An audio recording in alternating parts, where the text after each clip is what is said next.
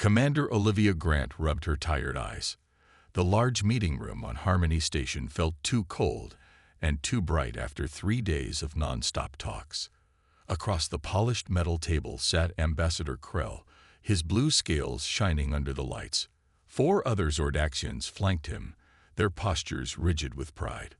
The Zordaxian Empire has claim to these systems going back 15,000 years, Krell said, tapping a clawed finger on the star map. Your colonies are trespassing on our sacred territory. Olivia fought back a sigh. They had been over this point 20 times already. Those worlds were empty when we found them, she replied.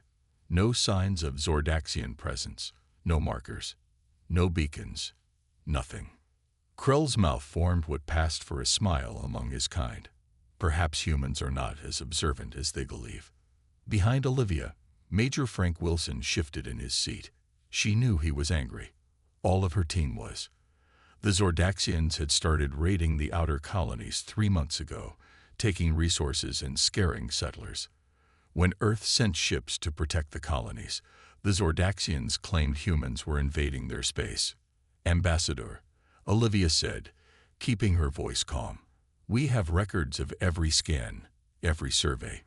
If your people had any presence there, we would have found it. Are you calling the Emperor a liar? Hissed one of Krell's aides. The room went silent. Even the air filtration system seemed to pause. Olivia looked at each Zordaxian face. They were so certain of their power, so sure that humans would either fight and lose or bow down and obey. They had done this before with other species, the Tellarites, the Vega Collective, each time following the same pattern: claim territory, provoke a response, then crush any resistance. She tapped her datapad, reading the latest report from Earth Command. Then she made her decision. This meeting is over, Olivia said, standing up. Ambassador Krell blinked his vertical eyelids in surprise. You cannot simply walk away from these talks. Watch me, Olivia replied. She nodded to her team, who began gathering their materials. The United Earth Government hereby announces a complete withdrawal from the contested sector. The Zordaxians looked at each other in confusion. You surrender? Krell asked, his voice uncertain for the first time. Olivia smiled.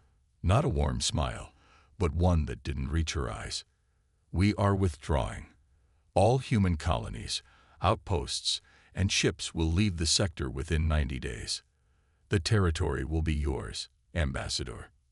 Now Krell stood too, his claws scratching the table surface. This is some trick. Humans never give up territory without a fight. Major Wilson moved to Olivia's side. No tricks, Ambassador. Just a decision that serves our interests better than pointless conflict. As the human delegation filed toward the door, Krell called out, The Emperor will be pleased with your wisdom, Commander Grant. You have saved many human lives today. Olivia paused at the doorway and turned. Her eyes were cold. I didn't do this to save lives, Ambassador.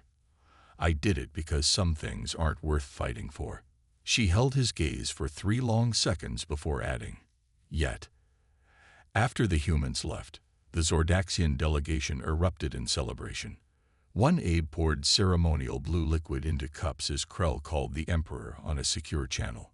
Great Emperor, Krell said, bowing his head to the screen, the humans have surrendered the entire sector. They flee like frightened prey animals. On the screen, Emperor Vexthal's scaled face broke into a wide grin.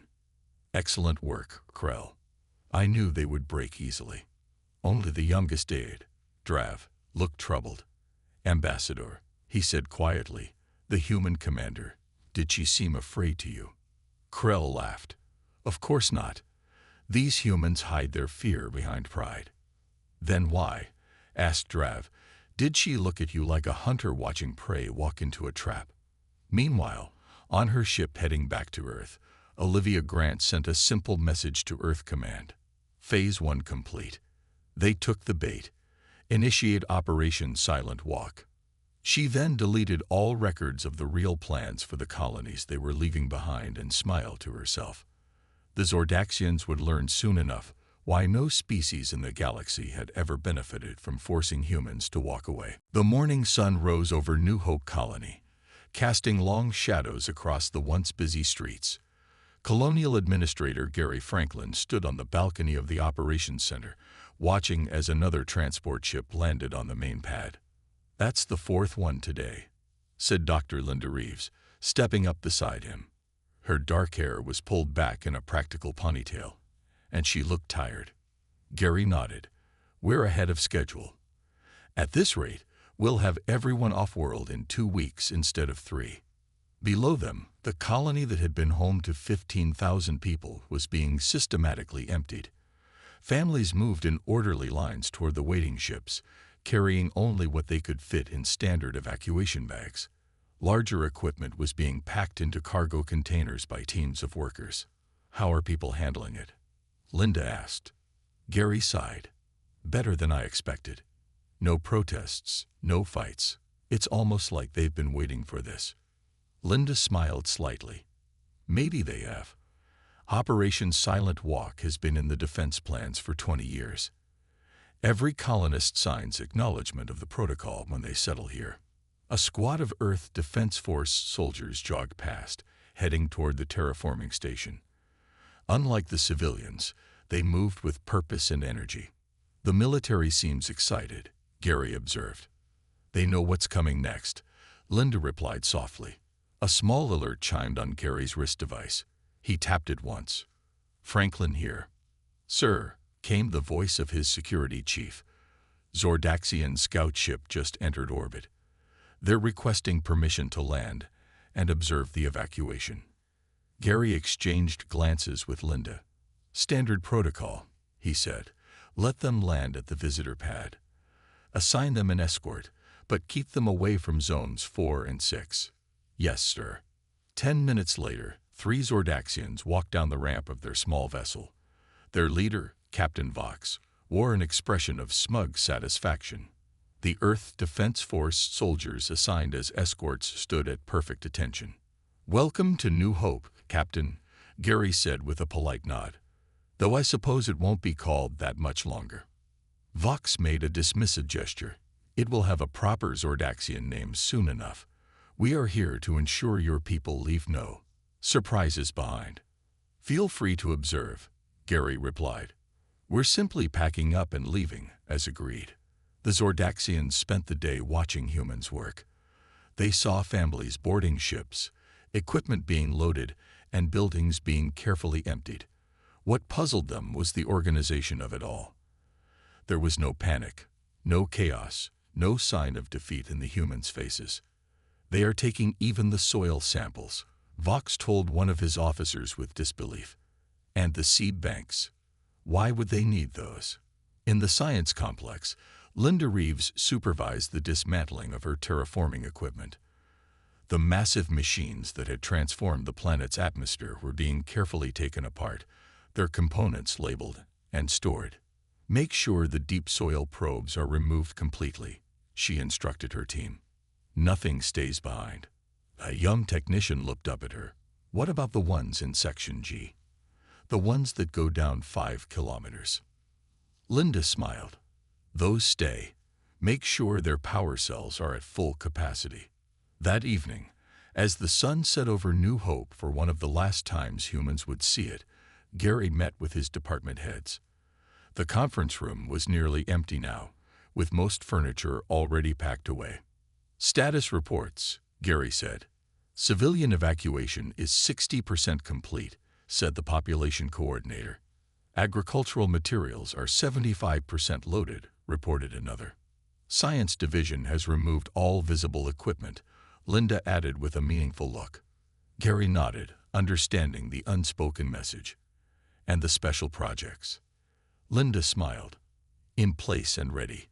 Timer protocols activated. Once we're gone, it's just a matter of time."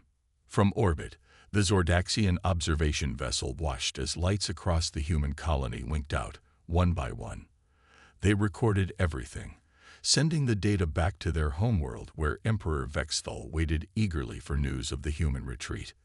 What the Zordaxians couldn't see were the tiny lights 5 kilometers beneath the surface, where machines quietly counted down to a day when the humans would return. Fleet Admiral Keith Powell stood on the bridge of the Earth Defense Force flagship, the Steadfast. Through the massive view screen, he watched as the last human transport crossed the newly established boundary between human space and what was now Zordaxian territory. The ship's identification flashed on a small display, EDF Horizon, carrying 1,200 colonists from New Hope. "That's the final one, sir," said Executive Officer Susan Miller. She handed him a data tablet. "Operation Silent Walk is complete. All human presence removed from the sector." Keith nodded slowly. For anyone watching, the Admiral's face showed no emotion. But inside, he felt a mix of pride and anticipation. "Inform Earth Command," he said simply. Across the vast distance of space, on the Zordaxian homeworld, Emperor Vexthal stood before thousands of his people in the Grand Plaza. Massive screens showed images of empty human colonies, now claimed by the Empire. "For too long, the humans ignored our rightful claims," the Emperor boomed, his amplified voice echoing across the crowd. "They settled our ancient territories without permission. They took resources that belonged to us by birthright." The crowd roared in approval. Zordaxian victory banners flapped in the warm breeze. But when faced with our might, what did these humans do? Vexthal continued, pausing for effect. "They ran away." Laughter and cheers erupted from every corner of the plaza.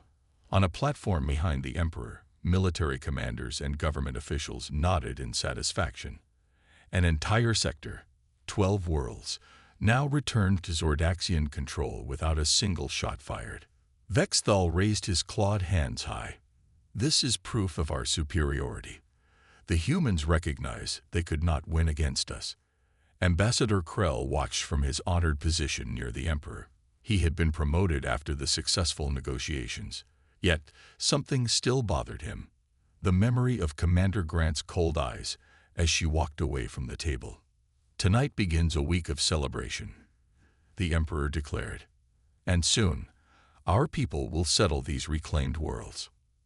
As fireworks exploded over the capital city, Krell quietly excused himself from the festivities and walked to the military intelligence building. Inside, analysts were reviewing data from the evacuated colonies. "What have you found?" he asked the chief analyst. The analyst, an older Zordaxian with battle scars across his face, looked troubled. "Everything is gone, sir. They left nothing of value behind." "That's to be expected," Krell replied. "No, sir. I mean everything. They took soil samples, plant specimens, even bacteria cultures. They removed equipment down to the last screw in some cases." The analyst pointed to images on his screen. "It's as if they were following a plan, not running away in defeat." Krell's scales rippled with unease. "Keep analyzing. Find out what they're hiding."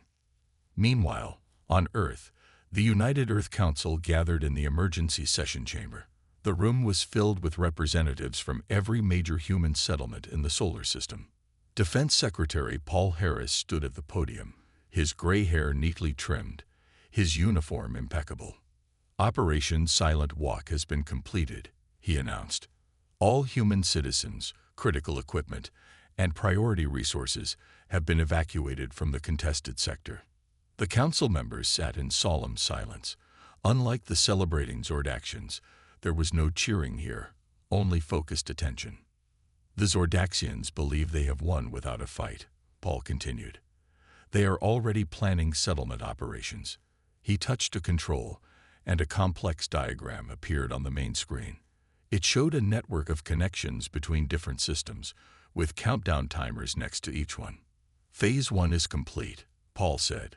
"Phase 2 is ready to initiate on your command." The council president, a woman with stern features and decades of diplomatic experience, looked at each member in turn. "We all know what Phase 2 entails. Are we in agreement?" One by one, the council members pressed buttons on their consoles. The vote tally appeared on a side screen. Unanimous approval. "Then it is decided," the president said. May history remember that we gave them every chance to negotiate fairly. She pressed a final button on her console. Phase 2 initiated. The system announced as new countdown timers began ticking across the display. Captain Diana Nelson sat in her command chair on the Zordaxian border patrol ship Vigilant. She had been born to human parents who chose to become Zordaxian citizens 30 years ago, giving her a unique perspective in the border patrol. Now she stared at her communication panel with growing concern. Still nothing, she asked her communications officer. No, Captain. All human channels remain silent, the young Zordaxian replied. It's been 2 weeks now. Diana frowned. This wasn't normal. Even after the humans withdrew from the contested sector, there had always been signals, trade networks, entertainment broadcasts, news updates. Now there was nothing but empty static where human communications should be. Send another request to Command for Information, she ordered. This isn't right. On the newly claimed world of former New Hope, now renamed Zordax Victory by the Empire, Science Officer Malk ran his scanning device over strange readings in the soil. This was the third anomaly his team had found today. What do you make of it? Asked his assistant. Malk shook his scaled head. The soil composition is changing. Subtle shifts in mineral content that shouldn't be happening naturally. He looked up at the perfectly blue sky, and atmospheric pressure increased 0.3% since yesterday. Weather patterns, suggested the assistant. Perhaps, Malk said, not sounding convinced. But I've noticed similar readings from reports coming in from other former human worlds. That night, as Malk reviewed data in his temporary lab, the ground trembled slightly. Just a small vibration, barely noticeable. His equipment registered it as a minor seismic event, centered about 5 kilometers below the surface. On Zordax Prime, Admiral Krastal lost his patience with the briefing. Enough about silent communication channels and minor environmental fluctuations. He growled at the gathered intelligence officers. These are meaningless observations.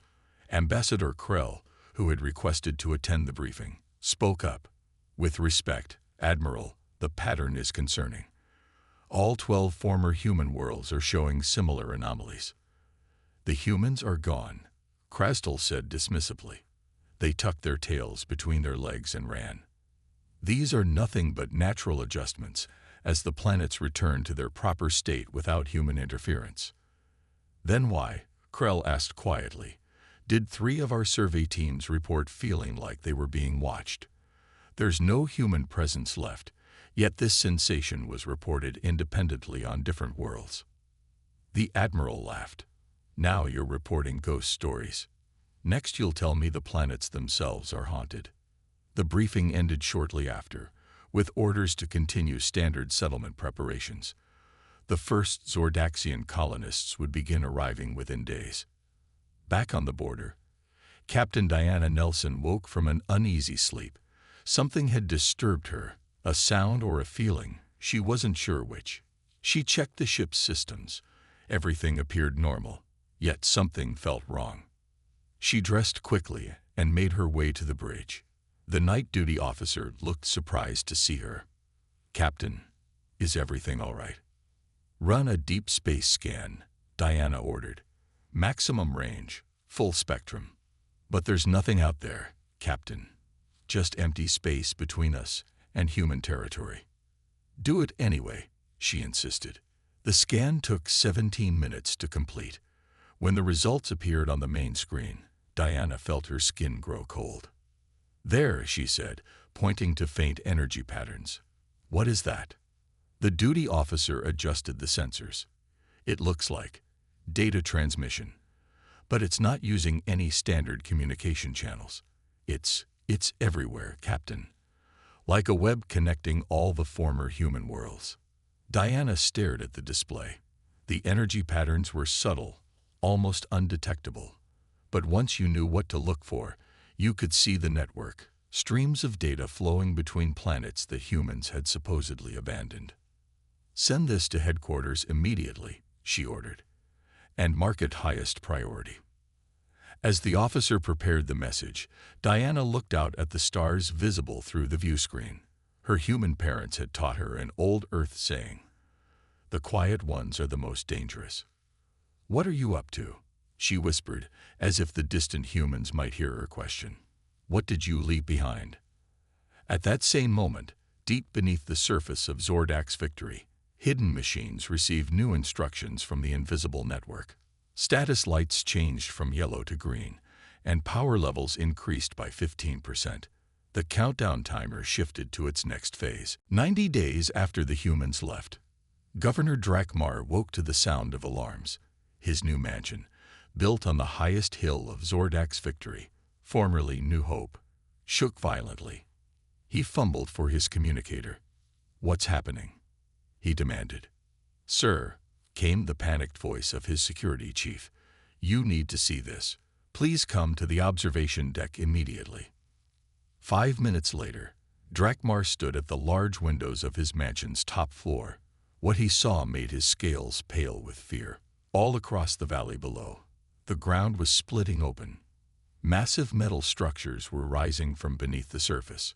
Some were tall towers, others looked like giant antennas, and some were dome-shaped buildings that hadn't been there yesterday. "What are those?" he whispered. A human voice answered from behind him. "Those are what we left behind."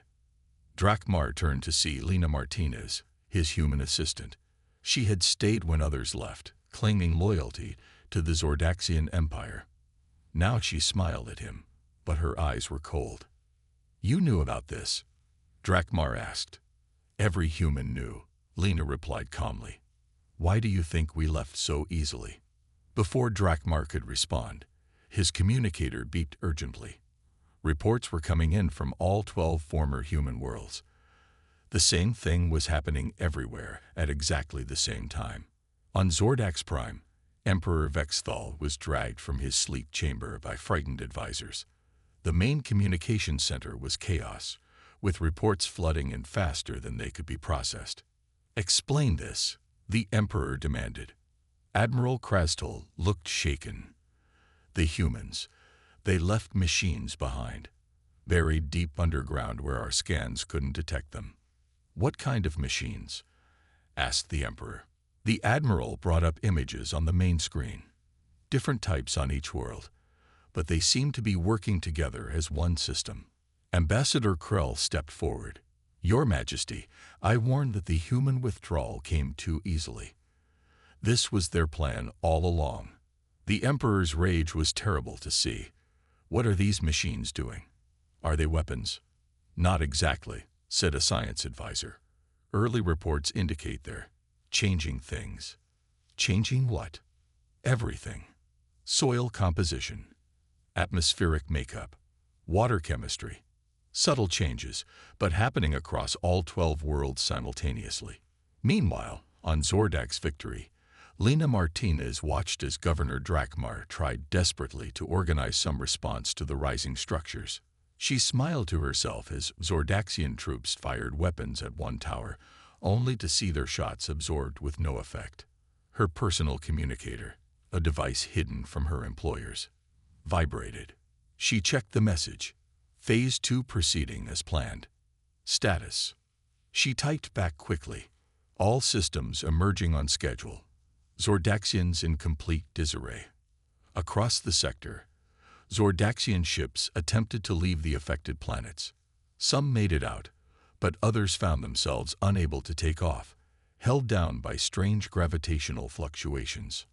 On the border patrol ship Vigilant, Captain Diana Nelson received frantic communications from the former human worlds. She listened grimly to reports of the emerging structures. "Should we go help?" asked her first officer. Diana shook her head slowly. "No. Whatever's happening was set in motion long ago. The humans prepared this trap meticulously." "But what is the trap?" the officer asked. "What do these machines do?" Diana thought back to her human parents, who had taught her about Earth history. "Humans don't just fight wars," she said quietly. "They change the battlefield itself." She looked at the sensor readings coming from the planets. "These aren't weapons in the traditional sense. The humans are terraforming the planets, but in reverse. They're making them perfect for humans, and slowly deadly for Zordaxians. On Earth, in a secure underground facility, engineer Alan Winters monitored streams of data flowing in from the former colonies. Beside him, General Samantha Collins nodded with satisfaction. Phase 2 is proceeding perfectly, she said. Environmental transformation has begun on all 12 worlds. Alan checked the estimated time frame. At this rate, the planets will be uninhabitable for Zordaxian biology within 6 months. And then, asked a voice from the doorway. Commander Olivia Grant stepped into the room. General Collins smiled grimly. Then we take back what's ours. Engineer Alan Winters hadn't slept well in 3 days. The control room deep beneath the Atlantic Ocean buzzed with activity as dozens of technicians monitored the data flowing in from the former colonies. Massive screens covered the walls, showing real-time updates from each world. Atmospheric changes on Zordax Victory are ahead of schedule, reported a young analyst. Oxygen levels up 3%, nitrogen balance shifting. Temperature has risen 2 degrees. Alan nodded as he sipped his coffee. What about the others? All proceeding according to plan. Some faster, some slower, but all on track. General Samantha Collins entered the room, her uniform crisp despite the early hour. She carried a tablet showing the latest reports from intelligence agents like Lena Martins who had remained behind. The Zordaxians have tried everything, she said, joining Alan at his station. They've attacked the structures, tried to bury them again, even attempted evacuation. She shook her head. Nothing works. The machines repair themselves, and our gravitational adjustments are making it harder for their ships to leave. Alan pointed to a series of readings on his screen. The changes are subtle enough that many Zordaxians haven't noticed physical effects yet, but they will soon. Their biology can't handle the new environmental conditions we're creating. On a large central screen, they could see Emperor Vexthel addressing an emergency council. The Zordaxian leader looked agitated, his scales dull with stress. They still don't understand what we've done, Samantha said. They think these are weapons meant to drive them away. Alan smiled grimly. That's the brilliance of it. We didn't leave weapons behind. We left a legacy. On Zordax Prime, Ambassador Krell stood before the Emperor and the highest military commanders. 3 weeks had passed since the machines emerged, and every attempt to stop them had failed. The humans planned this from the beginning, Krell explained. These colonies were never just settlements. They were preparation for what we're seeing now. Admiral Krasfel, once dismissive of Krell's concerns, now looked sick. His breathing had become labored in recent days. But what is the purpose? Why not just use weapons? Krell called up images on the main display. We've analyzed the machines. They're not weapons in the traditional sense. They're terraforming equipment. We know this, snapped the Emperor. They make planets habitable. No, Krell said quietly. They make planets habitable for specific species. The humans have been using them for decades to make these worlds perfect for human biology. Understanding dawned on the Emperor's face, and now they're reversing the process. Precisely, Krell confirmed. The machines are now making small changes to atmosphere, soil chemistry, even radiation levels. Each change is tiny, barely noticeable to us. But together, they're creating environments that will soon be toxic to Zordaxian biology, while remaining perfect for humans. One of the military commanders struggled to breathe. How long do we have? At current rates, Krell said, less than 6 months before symptoms become severe. Already our people report headaches, breathing difficulties, skin irritations. Back on Earth, Commander Olivia Grant joined Alan and General Collins in the control center. She watched the Zordaxian emergency meeting with satisfaction. They finally understand, she said. This was never about fighting them. It was about patience and planning. Alan nodded. Every human colony was equipped with these systems from day one. We've been planning this contingency for 20 years. The beauty is in the simplicity, Samantha added. We didn't need to fire a single shot. We just walked away and let our technology do what it was always designed to do, make worlds habitable for us, and us alone. On her personal screen, Olivia reviewed reports from the border. Zordaxian ships were already pulling back from other disputed territories. Word of what was happening in the 12 worlds had spread quickly. They're beginning to withdraw from other human-claimed systems, she noted. The message is clear. Push us out. And this happens. Alain looked up from his station. The Emperor has requested communication with Earth. Shall we answer? Olivia smiled coldly. Not yet. Let them suffer a bit longer. When we do talk, it will be to discuss their surrender, not ours. Commander Olivia Grant sat alone at the table in Harmony Station. The room was silent except for the soft hum of life support systems. 1 year had passed since she had walked away from this same table, triggering events that changed the balance of power in the sector forever. The door slid open. Emperor Vexthal himself entered, followed by a small group of Zordaxian officials. Gone was the proud posture and vibrant scales. The Emperor looked tired. His breathing labored despite the special mask he wore. Commander Grant, he said, his voice raspy. Emperor, Olivia replied with a small nod. Please, sit.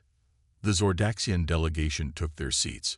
Olivia noticed how they moved carefully, conserving energy. The effects of the transformed environments had taken a heavy toll on their health. You knew, the Emperor said simply. You knew all along what would happen. Olivia didn't smile or gloat. She simply pushed a data tablet across the table. These are our terms. The Emperor took the tablet and scrolled through the document. His eyes widened as he read. This isn't a peace treaty, he said. This is surrender. Yes, Olivia agreed. Complete withdrawal from all 12 worlds, plus the 6 border systems you've been eyeing, recognition of human territorial rights throughout the sector, and reparations for the resources you took before we withdrew. Ambassador Krell, standing behind the Emperor, looked down at the floor. We have no choice. Our people are dying on those worlds. Another 2 months and the death toll will be catastrophic. You always had a choice, Olivia replied calmly. You could have negotiated fairly from the beginning. You could have respected our boundaries. The Emperor's hand trembled slightly as he activated the signature function on the tablet. With one press of his claw, the mighty Zordaxian Empire admitted defeat. It is done, he said, sliding the tablet back to Olivia. She checked the signature, then nodded. The terraforming systems will begin reversal procedures within 24 hours. Your people should start feeling relief within a week. Full evacuation must be completed within 30 days. As the Emperor rose to leave, he paused. How did humans become like this? So, calculating. Olivia stood as well. We didn't win because we're cruel, Emperor. We won because we're patient. Throughout our history, humans learned that direct confrontation isn't always the best path to victory. She looked him in the eyes. We didn't walk away because we were afraid. We walked away because it was more efficient than fighting you. After the Zordaxians left, Olivia sent a simple message to Earth Command. Treaty signed. Operation Silent Walk complete. Begin recolonization preparations. 1 month later, Alan Winters stood on the surface of New Hope. The planet had been emptied of Zordaxian presence as required by the treaty. The terraforming machines had returned the environment to human optimal conditions. Hard to believe it worked so perfectly, said Dr. Linda Reeves, who had returned with the first science team. Alan nodded. 20 years of planning. Every colony built with this contingency in mind. They watched as landing ships brought down the first wave of returning colonists. Many were the same people who had evacuated a year earlier, now coming home. The Zordaxians never understood what made humans different from other species they bullied. Linda said, "We don't just adapt to environments. We make environments adapt to us." In orbit above them, Commander Grant's ship monitored the return operations across all 12 worlds. She received reports of Zordaxian fleets retreating across the sector, pulling back to their core systems.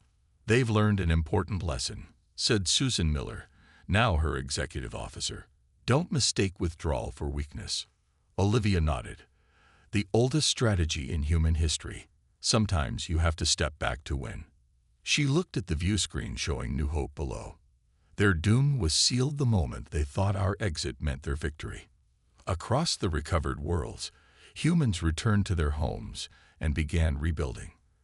The machines that had changed the planets were now hidden once again, waiting beneath the surface, a silent reminder of humanity's most effective weapon: patience.